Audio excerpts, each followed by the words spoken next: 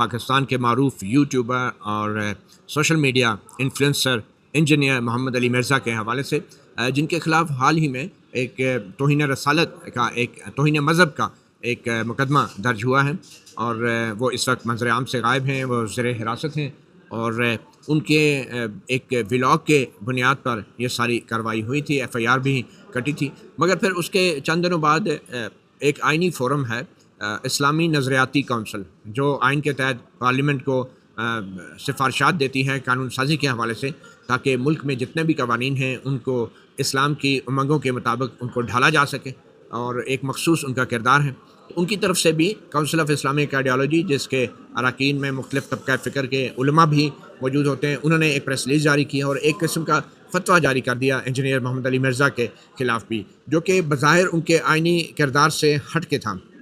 تو میرے ساتھ موجود ہیں ڈاکٹر اسلم خاکی، جو کہ شریعہ لاء کے پاکستان کے ایک بڑے ماہر ہیں، اور انہوں نے آج ہی کے دن اسلام آباد ہائی کورٹ میں اپنی ریٹ درخواست پہ بحث کی ہے، جس ریٹ درخواست میں انہوں نے کونسل آف اسلامک آئیڈیالوجی کی طرف سے جو ایک پریس ریلیز آئی تھی، ایک فتویٰ آیا تھا، اس کو انہوں نے چیلنج کیا ہے اور کہا ہے کہ انجینئر محمد علی مرزا کے خلاف جو بھی کونسل آف اسلامک آئیڈیالوجی نے بیان جاری کیا ہے، انہوں نے اپنی آئینی حدود سے تجاوز کیا ہے۔ تو ڈاکٹر اسلم خاکی، بہت شکریہ، آپ نے ہمیں وقت دیا۔ سب سے پہلے تو ہمیں اپنی اس ریٹ درخواست کے بارے میں بتائیں کہ یہ ریٹ درخواست آپ نے دائر کیوں کی؟ کیا یہ انجینئر محمد علی مرزا کے لیے ہے یا اس کا کچھ اور مقصد ہے؟ آپ کی پریئر کیا ہے؟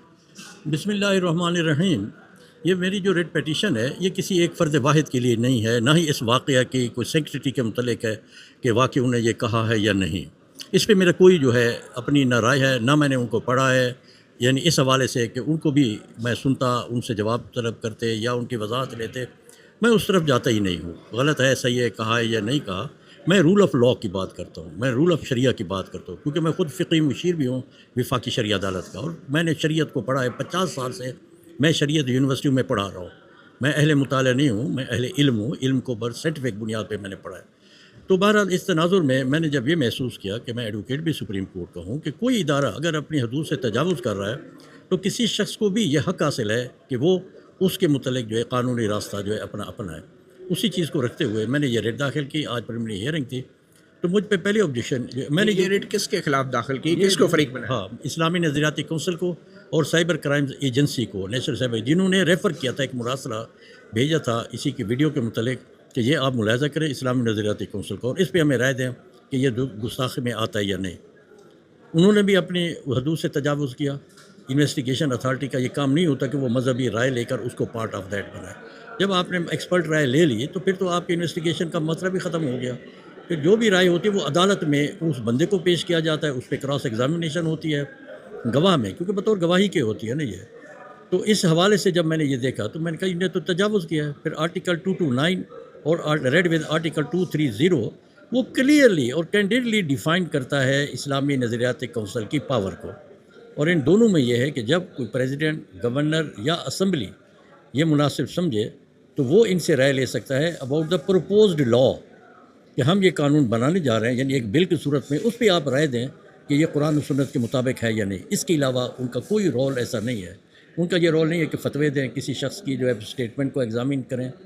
اسی طریقے سے ہم یہ کہتے ہیں کہ اس طرح اگر یہ چیز ہوئی تو پھر تو کوئی بھی جو ہے وہ رائے دے سکتا ہے، اور خاص طور پر مرزا یعنی کہ انجینئر صاحب، میں ان کو اکثر کہا کرتا ہوں یہ بغیر بریک کے گاڑی ہے، بریکیں نہیں لگاتے، ہر ایک کو رگڑا لگا دیتے ہیں، دوسرے الفاظ میں ہر ایک کی منجی ٹھوک دیتے ہیں۔ تو نظریاتی کونسل میں جو ممبرز ہیں تقریباً ان کے بھی سب، کیونکہ صاحب ہر مکتب فکر ان کو تو بریکیں لگانی چاہیے۔ نہیں، انہوں نے موقع سمجھا، انہوں نے منجی ٹھوک دی اس کی فتویٰ دے کے نا، حالانکہ ان کو بھی بریک لگنی چاہیے تھی۔ اچھا، میں چاہ رہا تھا کہ آئین کا جو آرٹیکل 229 ہے، آپ کی اجازت سے یہ میرے سامنے ہی ہے، اگر میں پڑھ دوں۔ یہ آئین کا آرٹیکل ہے جس کے تحت کونسل آف اسلامک آئیڈیالوجی یعنی اسلامی نظریاتی کونسل کا قیام ہوا۔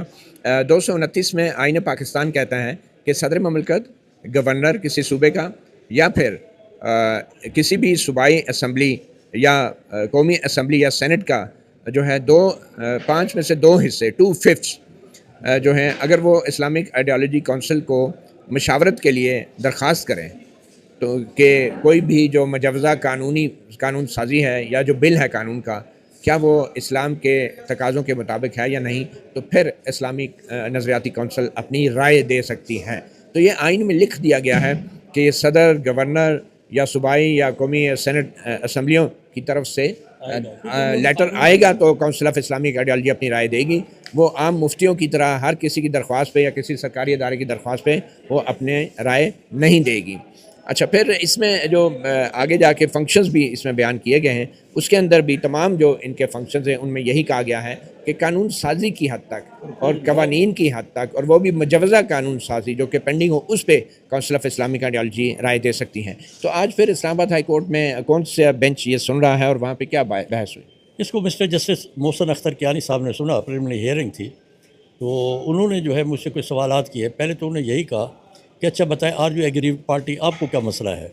میں نے کہا جناب پہلے تو یہ پبلک انٹرسٹ کا ہے، کیونکہ وہی ہے چمن تک آ گئی دیوار زندہ ہم نہ کہتے تھے، تو کل کو یہ مجھ پہ بھی آ سکتے ہیں. اینڈ میں I am known for my out of box opinions, پہلے بھی مجھ پہ فتوے لگ چکے ہیں.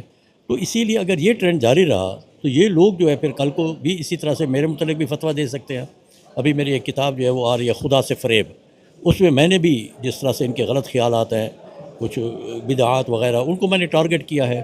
تو یہ اس میں سے بھی کوئی کیڑے مکوڑے نکال کے جو ہے میرے خلاف جو ہے اگر وہ کر دیں گے تو پھر اس پر جو ہے کل کو وہ بھی ہو سکتا ہے کہ مجھے بھی بغیر سنے نظریاتی کونسل جو ہے وہ کر سکتی ہے. تو اسی لیے جس کو کہتے ہیں حفظ ما تقدم بھی ہے، اور ہم بجائے اس کے کہ ڈیمیج ہو جائے پھر میں جو ہے وہ روم پیٹوں تو یہ بات غلط ہے. تو اسی لیے میں نے کہا جی میں ایگریڈ پارٹی ہوں اس میں. دوسری بات ہے رول آف لا جو ہے میں نے اس کی بات کی ہے کہ let the law run its own role. یہی وجہ ہے کہ ایگزیکٹو آرڈر جو ہے یہ آئین کو امینڈ نہیں کر سکتا، کیونکہ آئین کو خود اسمبلی امینڈ کر سکتی ہے. تیسرا اسی حساب سے میں نے کہا جی کہ یہ آئین جو ہوتا ہے یہ ایک پٹڑی کی طرح ہوتا ہے، قانون پٹڑی کی طرح، تو ٹرین کو اس پٹڑی پہ چلنا چاہیے. انہوں نے آئین کو جو ہے یا یہ تو رکشہ بنا دیا ہے کہ ادھر سے گزر جاؤ ادھر سے گزر جاؤ. وہ بھی کیا ہوتے ہیں جو کینچی وہ رکشہ ہے، یا اسی طرح یہ موٹر سائیکل چمچی ہے یا بائکیں بنا دی ہے کہ آپ کہیں رکتے نہیں، ادھر سے نکل گئے ادھر سے نکل گئے. قانون ایک ٹریک پہ چلتا ہے، یہ ٹرین کی طرح ہے، اس کی پٹڑی ہے، اس سے یہ آگے پیچھے نہیں ہونا چاہیے. تو اسی لیے میں نے اس کو چیلنج. تو ابھی اس میں فریق کس کس کو بنایا ہے؟ فریق پہلے تو اسلامی نظریاتی کونسل کو بنایا ہے، دوسرا FIA کو بنایا ہے، تیسرا نیشنل سائبر کرائم ایجنسی کو بنایا ہے. کہ انہوں نے ان کو بھی بھیجنے کا اختیار نہیں ہے، کیونکہ وہ تو پروپوزڈ لا بھیجا جا سکتا ہے. واز اٹ اے پروپوزڈ لا، اس کا جو بیان تھا. اچھا ان کو اتنا بھی شوق تھا تو نظریاتی کونسل کے بندے کو ڈیورنگ پروسیڈنگ بلائے وہاں. اور یہ ویسے بھی لیس پہ اس کے تحت آتا ہے کہ جی آپ کا سب جوڈیس ہے، یہ عدالت میں کیس ہے، انویسٹیگیشن، آپ اس کو امپریس کر رہے ہیں. پھر نظریاتی کونسل کا فتویٰ جو ہے اس لیے بھی خطرناک ہے، کسی اور مولوی کا ہو تو خطرناک نہیں ہے، وہ اس لیے خطرناک ہے کہ لوگ اس کو سیکرٹری تقدس سمجھتے ہیں. وہ تو ولنریبل کر دیا، لوگ جو ہے وہ تو مار بھی دیں گے، وہ کہیں گے جی اب تو نظریاتی کونسل نے بھی کہہ دیا ہے یہ تو پکا گستاخ ہے. اسے جیل میں بھی مار سکتے ہیں، وہ جیسے مارا ہے، جیسے سلمان تاثیر کو مارا اس کا گارڈ بھی مار سکتا ہے، باہر پبلک بھی. اگر آپ مجھے یہ بتائیں کہ انجینئر مرزا نے جو بیان دیا تھا جس کے بعد یہ سارا معاملہ شروع ہوا، اس بیان کے حوالے سے آپ کچھ کہنا چاہیں گے؟ نہیں، میں اسی لیے نہیں کہنا چاہوں گا، بات وہی ہوگی کہ جو غلطی انہوں نے کیا میں وہ غلطی نہیں کر سکتا. انہوں نے بھی اس کو بغیر سنے کیا ہے، میں بھی اسے ابھی ملا نہیں ہوں، نہ آج تک ملا ہوں، نہ میرا ٹیلی فون پہ رابطہ ہے. ہو سکتے وہ ہو سکتے وہ نہ ہو. اب جو اس نے الفاظ کہے ہیں جو FIR میں ہیں ان کی وضاحت جو ہے اگر ہو جائے، وہ ڈبل ایج ویپن ہے. ایک لحاظ سے وہ صحیح بھی کی طرف بھی چلے جاتے ہیں کہ اس نے اسلام کی وسیع القلبی کی طرف توجہ دلائی ہے کہ دیکھیں اسلام جو اتنا وسیع القلب ہے کہ جی ان کے آپ نے نبی صلی اللہ علیہ وسلم کی گستاخی بھی کرے کوئی تو اس کی بیٹی سے میں شادی کر سکتا ہوں اگر وہ اہل کتاب ہے. اور دوسری طرف اگر دیکھیں کہ اگر اس نے ٹانٹ کی ہے تو وہ پھر قابل مواخذہ ہو سکتا ہے. مطلب یہ ہے کہ جی وہی کام جو کہ نظریاتی کونسل اور لوگ کر رہے ہیں کہ اسے سنے بغیر، اور وہ بھی عدالت میں، تو اس کے خلاف جو بھی اگر فتویٰ ہے وہ بھی عدالت میں گواہ کے طور پہ پیش ہوگا، اس پہ کراس ایگزامینیشن ہوگی. اور پھر میں نے فیڈرل شریعت کورٹ کا بھی فیصلہ لگایا ہے اسماعیل قریشی کیس میں. فیڈرل شریعت کورٹ نے بھی یہی قرار دیا کہ جی آپ کوئی بھی ملزم ہو، چاہے وہ جتنا بڑا ملزم ہے، اس کو آپ وضاحت کا موقع دیں اور اس کی بات جو ہے آپ سنیں، اس کے بعد آپ کوئی فیصلہ کریں. اسی میں احمد رضا بریلوی صاحب کا بھی انہیں فتوے کا حوالہ دیا ہے. حضور صلی اللہ علیہ وسلم کے کئی واقعات بھی انہیں بیان کی ہے کہ اس میں بھی حضور سے بظاہر وہ توہین رسالت میں آ رہے تھے. تو جب ان سے وضاحت طلب کی گئی تو وہ توہین رسالت نہیں تھے بلکہ ان کا مطلب اور تھا، بلکہ حضور صلی اللہ علیہ وسلم اس سے خوش ہوئے. مثلا ایک شخص کو کہا گیا کہ جی آپ جو ہے حضور صلی اللہ علیہ وسلم کے گھر کے نزدیک گھر لے لیں. کسی صحابی نے کہا، ایک صحابی سے، اس کا گھر دور تھا، اسے کہا نہیں میں ادھر جو ہے حضور صلی اللہ علیہ وسلم کے گھر کے قریب گھر نہیں لیتا. اب حضور صلی اللہ علیہ وسلم تک بات پہنچی تو بظاہر یہ ایک تھوڑی سی گستاخی تھی کافی. تو نے کہا بھی تم نے ایسا کیوں کہا، تم مجھ سے محبت نہیں کرتے؟ اس نے کہا نہیں جی میں اصل میں جو ثواب مجھے اتنے جو ہے 1000 قدم چل کے نماز کے لیے اور آپ کی زیارت کے لیے جو ثواب ہوتا ہے زیادہ قدم کے چلے تو اس سے میں محروم ہو جاؤں گا. تو یہ خوشی کی بات تھی. اسی طرح کئی چیزیں ایسی ہے. اچھا اب سر یہ بتائیں کہ ابھی حال ہی میں اسلام آباد ہائی کورٹ میں ایک مبینہ بلاسفیمی گینگ کے حوالے سے کمیشن بنانے کا حکم دیا جسٹس سردار اعجاز اسحاق کی عدالت نے. وہ اپیل میں تو وہ حکم معطل ہو گیا ہے. تو آپ کی کیا رائے ہے، کیا حکومت کو اس معاملے میں کمیشن بنانا چاہیے، کیونکہ اس میں بڑے سنگین الزامات لگائے گئے ہیں؟ جی دیکھیں نا، بات یہ ہے کہ انویسٹیگیشن، تفتیش، ریسرچ، سروے، یہ سب چیز رائٹ ہے ہر شہری کا کہ یہ کیا جائے، اور گورنمنٹ کا بھی یہ فرض ہے کہ کیا وہ گینگ کام کر رہا ہے، غلط کام کر رہا ہے، لوگوں کو پھنسا رہا ہے. آج کل تو یہ ہے کیا کوئی ایسا گینگ ہے نہیں ہے؟ یا ہے یا نہیں ہے. ان کو تو خوش ہونا چاہیے جو کمیشن سے بچ رہے ہیں. اس کا مطلب دے آر فیلنگ گلٹی. وہ تو کہیں ٹھیک ہے، فرق ہے. کوئی مجھے کہتا ہے کہ اسلم خاکی تم نے ہماری جو ہے وہ میرا بٹوا چرایا ہوا ہے یا موبائل چرایا ہوا اور تمہاری جیب میں ہے.